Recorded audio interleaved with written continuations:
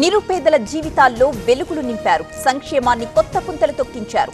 ఎన్టీఆర్ ఆశయ సాధనే లక్ష్యమన్న సీఎం చంద్రబాబు. కాంగ్రెస్ పథకాలు కనబడట్లేదా? డైవర్ట్ చేయడానికే ధర్నాలు. కేటీఆర్ పై మండిపడ్డ పొన్నం.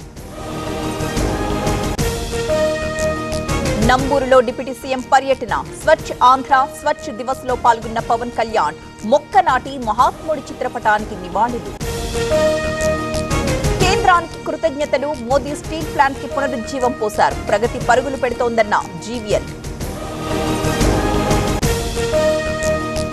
హౌసింగ్ బోర్డు కాలనీలో వేలం తగదు. స్థలాలు అమ్మకానికి పెడితే ఊరుకోం. MLA Madhavaram Krishnarao. OYO room లో గంజాయి వ్యాపారం. కొండాపూర్లో యువతి యువకుడు అరెస్ట్. పక్కా సమాచారంతో దాడులు. తిరుమలలో కోడిగుడ్డు కూర కలకలం. అన్ని కీళ్ల సంబంధిత సమస్యలకు రీజన్ ఆర్థోస్పోర్ట్ హైదరాబాద్లో అధునాతనమైన సర్జరీ లేని వైద్యం. తెలియక తీసుకొచ్చామన్న భక్తులు. అవగాహన కల్పించి వదిలేసిన పోలీసులు. తెలంగాణ ప్రభుత్వం మరో ముందడుగు. సెమీ కండక్టర్ పరిశ్రమలో భారీ పెట్టుబడులు.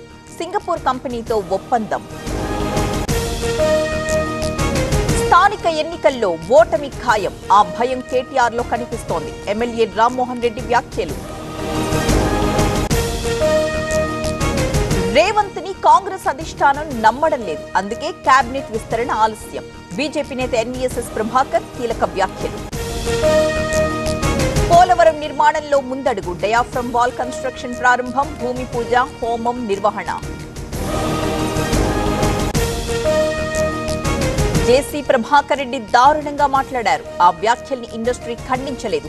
ఫిలిం ఛాంబర్లో మాధవీలత ఫిర్యాదు. వైసీపీ వల్లే ప్లాంట్ ప్రైవేటీకరణ ఆగిపోయింది. కేంద్రంపై ఒత్తిడి తెచ్చాం. ప్యాకేజీపై సందేహాలున్నాయన్న అమర్నాథ్. తమ ప్రభుత్వం మైనారిటీలో లేదు. ఉప ఎన్నికలు ఎందుకొస్తాయి? కేటీఆర్ వ్యాఖ్యలకు కొండా సురేఖ కౌంటర్. కొండా సురేఖ పర్యటనలో ప్రోటోకాల్ వివాదం. వేదికపైకి చెరుకు శ్రీనివాసరెడ్డి రాకపై అభ్యంతరం. ఆగ్రహం వ్యక్తం చేసిన కొత్త ప్రభాకర్ రెడ్డి. కరెంట్ పోల్స్ తాకి వ్యక్తి మృతి. యాదాద్రి జిల్లా మోటకొండూరులో ఘటన. న్యాయం చేయాలంటూ కుటుంబీకుల ధర్నా. పండక్కి అత్తింటికొచ్చిన అల్లుడు అదృశ్యం. ఇప్పటికీ లభించని ఆచూకీ. జనగామ జిల్లా బొమ్మెరలో ఘటన. షార్ట్ సర్క్యూట్ తో మీటర్లు దగ్ధం. తప్పిన పెను ప్రమాదం. నిర్మల్ జిల్లా ఖానాపూర్లో ఘటన.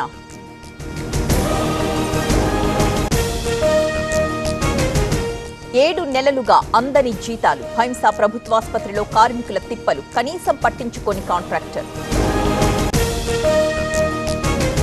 సోషల్ మీడియాలో బాధ్యత అవసరమన్న మెగాస్టార్. తమన్ వ్యాఖ్యలను సమర్థించిన చిరంజీవి. ప్రతి ఒక్కరూ ఆలోచించి మాట్లాడాలని పోస్ట్.